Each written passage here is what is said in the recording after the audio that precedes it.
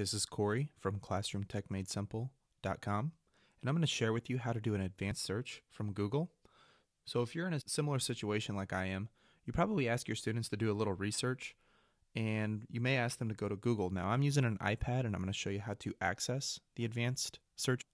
But when you ask your students to do some research, maybe on an endangered species, this is probably what happens. Students will go to Google, they'll type in endangered species, and then they probably go to images, and then they start scrolling through. Now, this may actually be okay in some situations, but you can see that there are some images that just don't make sense. So like here you go right here, this human face of endangered species. Whatever this picture is, it's probably not credible, and it's going to catch a rise out of students. So you want to avoid situations like this.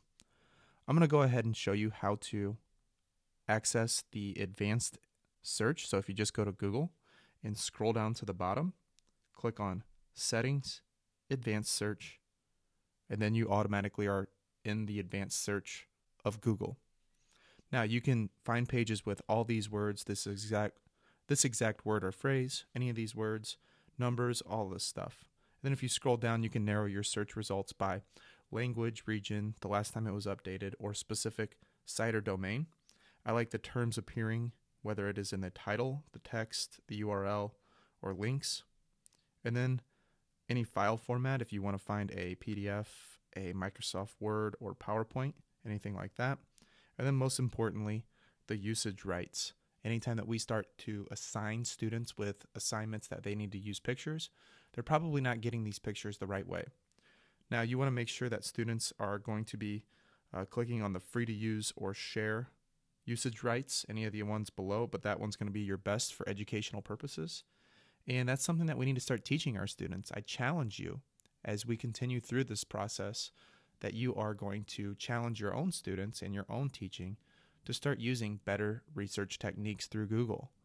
Google search is a language of itself, and it's important for us to teach this to our students in small little portions so that they are able to utilize this and this technique, and they can start implementing it not only in school but throughout the rest of their life, because we know the internet is not going anywhere.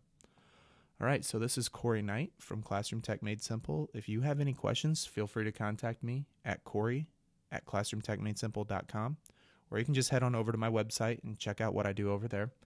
So I'll check you next video. We'll see you.